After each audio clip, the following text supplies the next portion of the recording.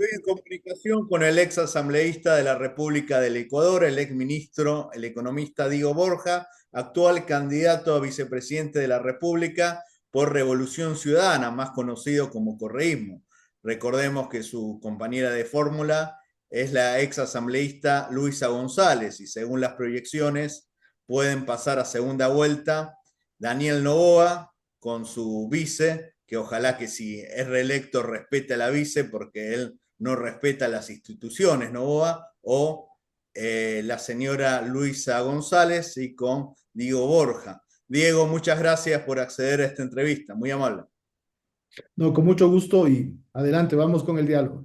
Sí, recién te comentaba en privado, si bien nunca te entrevisté, agradezco la gentileza porque tú estás liderando las encuestas. Se dice que puede volver el correísmo y tú, sin preguntar qué te iba a abordar en esta entrevista o quién me dio tu teléfono, accediste. Esto habla muy bien de tu persona. En este caso, ¿piensas que ahora va a volver el correísmo? Porque siempre se ha dicho que el correísmo es malo, pero se apostaba a otro cambio que lamentablemente resultó dañino para el país, como el anciano Lazo, ahora como Noboa. Quizás el correísmo no es perfecto, pero lo que vino lamentablemente fue peor. Bueno, realmente más acá estamos apostándole a una convergencia política que trasciende el correísmo.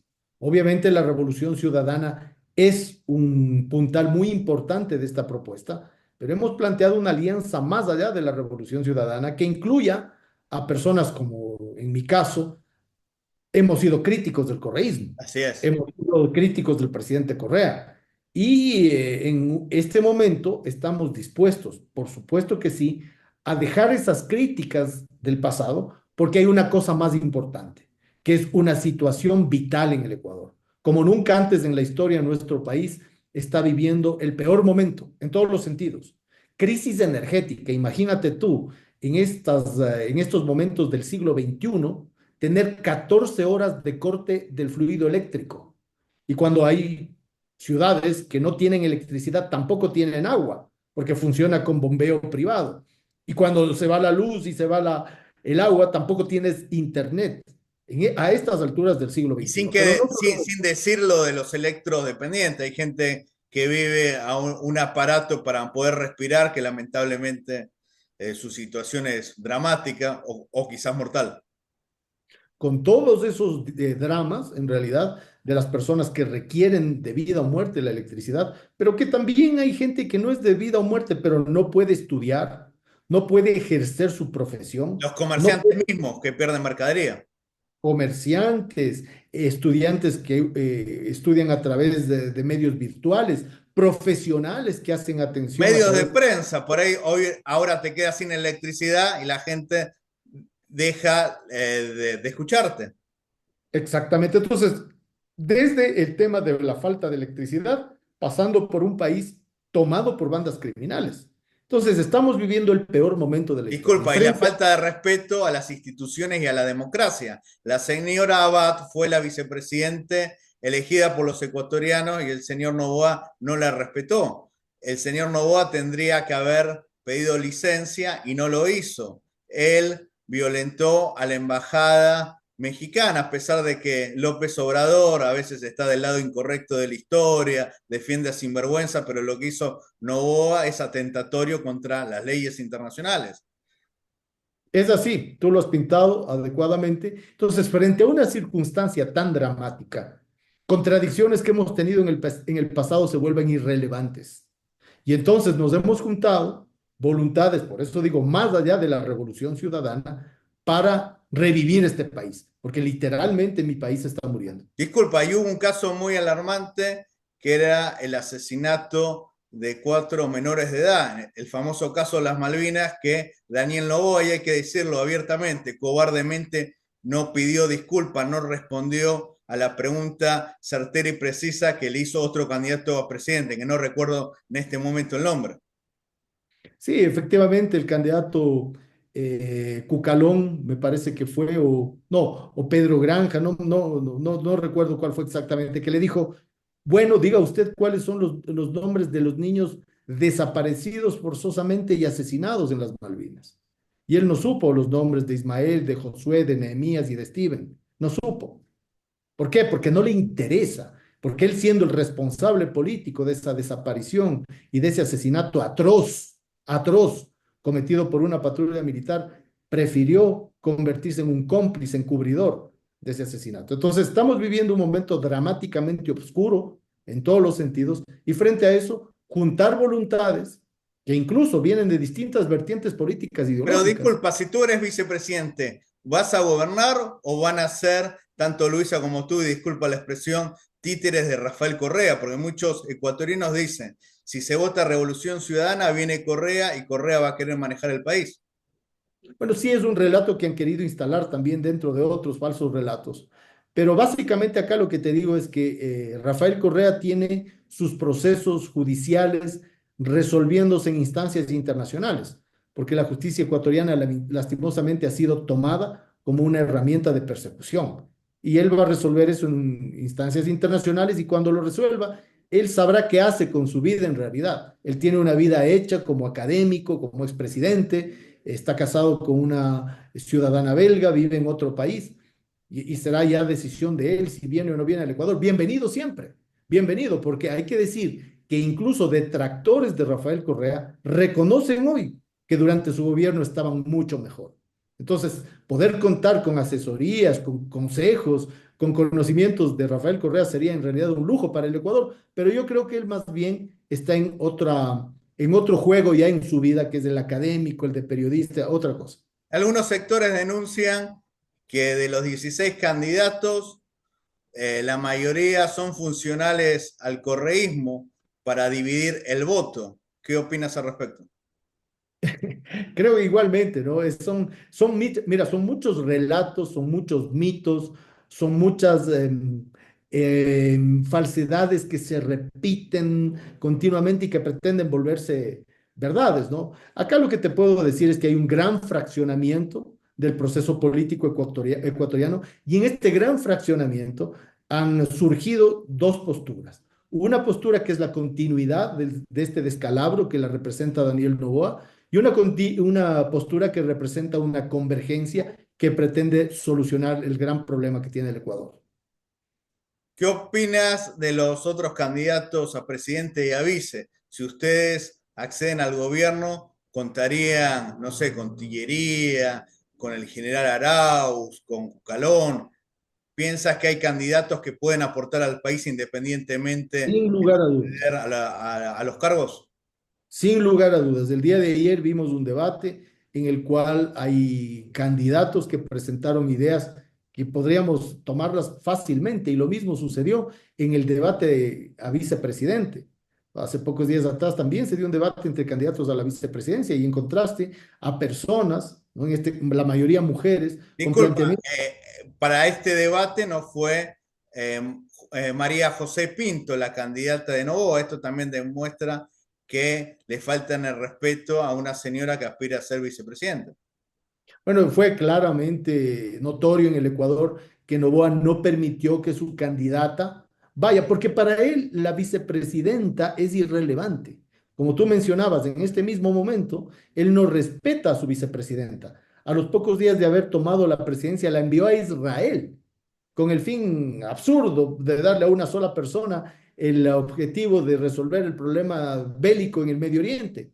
Y luego la trasladó a Turquía ante las quejas que habían acá del riesgo que corría la vida de ella. Y por último, no contento con todo eso, nombró él una vicepresidenta a dedo, cuando nuestra constitución y nuestras leyes impiden completamente esa posibilidad. Entonces, vemos un irrespeto por su actual vicepresidenta, y vimos un irrespeto también por su candidata al no permitirle ir a un debate.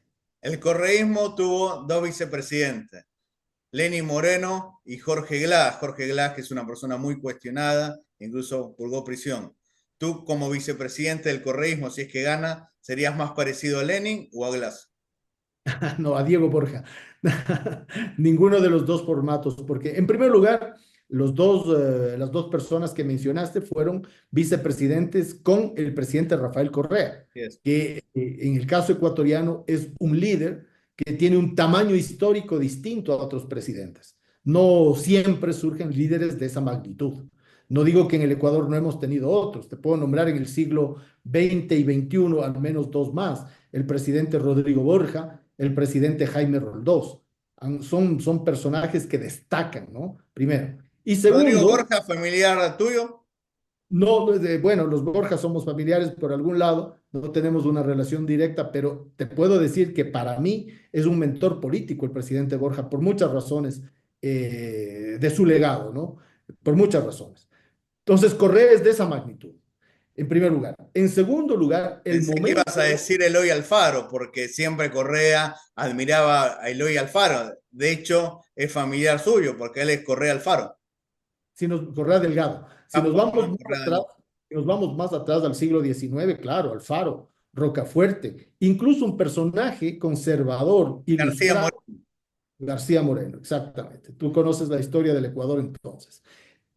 Volviendo a lo que me preguntabas, te decía ni Moreno ni Glass, porque primero eran vicepresidentes de este personaje de esa talla histórica, y segundo, porque estaban en otro momento de la historia política ecuatoriana.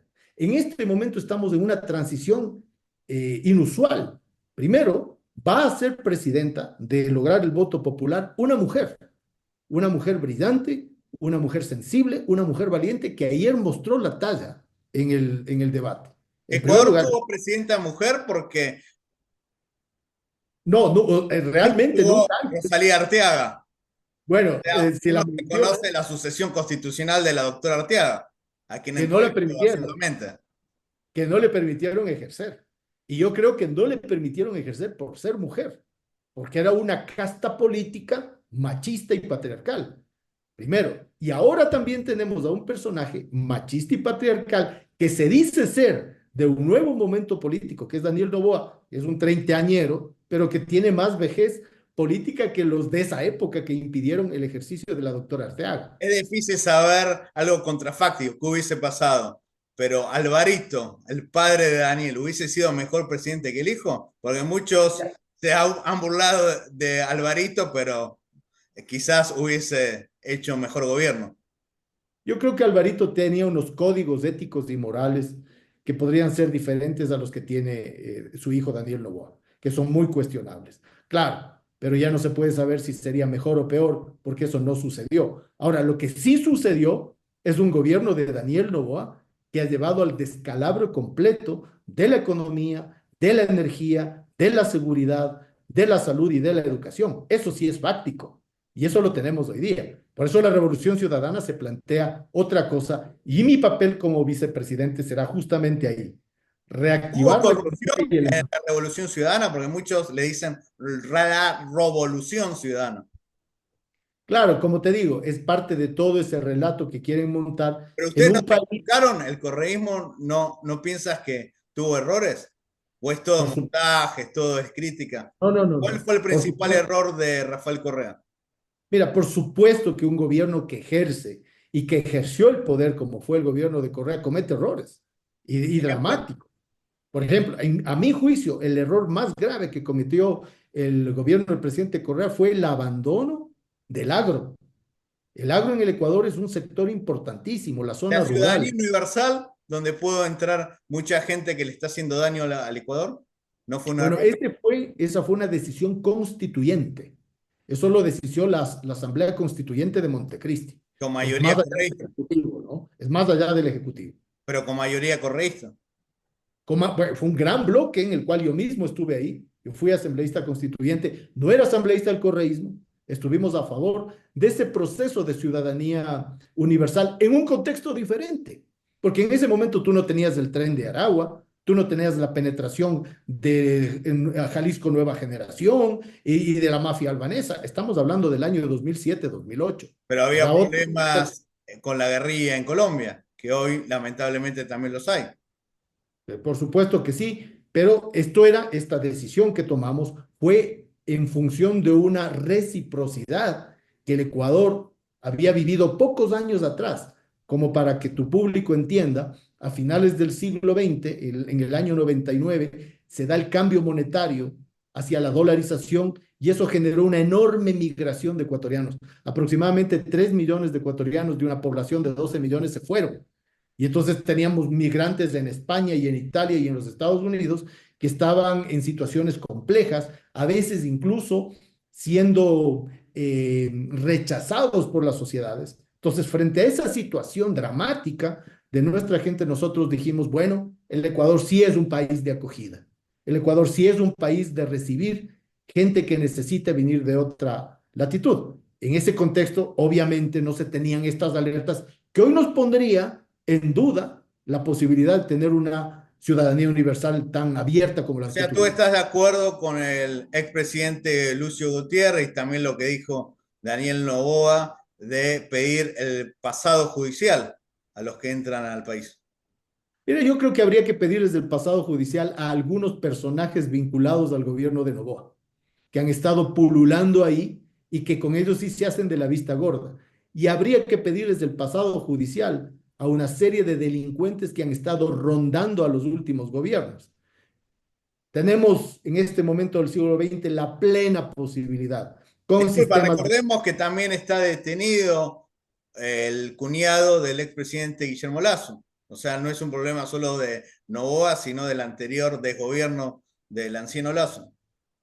Y en el gobierno de Novoa no vemos detenido alguno, ¿no? Entonces, mira, yo creo que en el siglo XXI Salvo el tenemos, hijo de Abad, de la salvo vicepresidenta. al hijo de la vicepresidenta, a quien Novoa ha sido implacable por un lío menor, por un lío menor, le tienen una prisión de máxima seguridad. Es Y parte de aparte, la los delitos persecución. son personales, por más que sea el hijo, la madre no es responsable. Exactamente, exactamente. Y un tema que siempre converso con los correístas, yo la conozco, si bien yo no soy correísta, pero le tengo un gran respeto por su liderazgo y sobre todo por su calidad de persona, la asambleísta Pirina Correa. ¿No piensas que ella tendría que haber sido la candidata a presidente? Porque lamentablemente para ustedes Luisa ya ha perdido, ya es una candidata que arrastra una derrota, como anteriormente lo hizo el candidato Arauz. Bueno, eso no nos preocupa mucho. Mira, en el propio continente tenemos varios casos, ¿no? El presidente Lula tuvo varias derrotas antes de ganar. El presidente Petro tuvo varias derrotas antes de ganar. El presidente Allende tuvo varias derrotas antes de ganar. Creo que ese no es un medidor de nada, la verdad. Y en el caso de Pierina, es una líder de la Revolución Ciudadana, tan potente como otras líderes mujeres que tiene la Revolución Ciudadana, y te nombro algunas. Ejemplo, Paola Pavón, Marcela Guiñaga, Viviana Veloz, son mujeres lideresas en la Revolución que la Ciudadana que jefe de están, bancada, Viviana Veloz, y y la Paola presidenta Pavón, de la una Asamblea, ¿no? perfecta de Pichincha.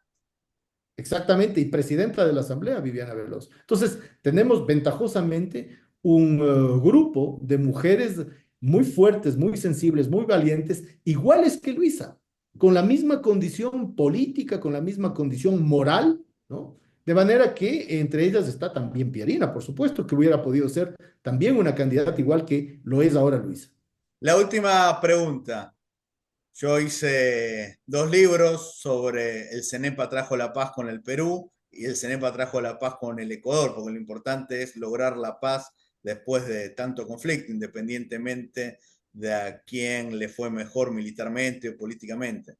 Hoy Perú, hoy precisamente asesinaron sicarios a un periodista, a un abogado en la localidad, en el departamento de Ica, al sur de Lima. Hay sicarios, el tren de Aragua extorsiona no solo a los comerciantes, sino a los jefes de policía. Es una situación similar a la que viven ustedes. Si bien está Dina Boluarte, a quienes ahora la misma izquierda o el mismo progresismo la denomina de derecha, pero independientemente de la ideología política, hay que trabajar por los países y por la región. ¿Ustedes cómo trabajarían con el vecino del sur, el hermano peruano? Bueno, entre los pilares de cooperación, por ejemplo, para enfrentar la enorme delincuencia, está la colaboración internacional.